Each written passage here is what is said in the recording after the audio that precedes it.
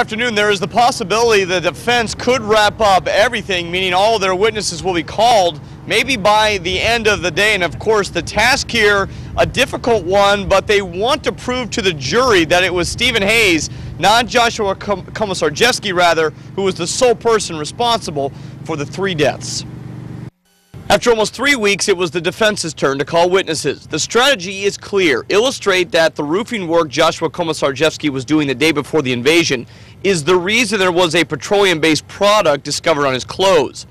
The defense first called Detective Eric Peck, who is with State Police Major Crimes. He testified to being the one who inventoried items found in Komisarjevsky's van. Tools were discovered.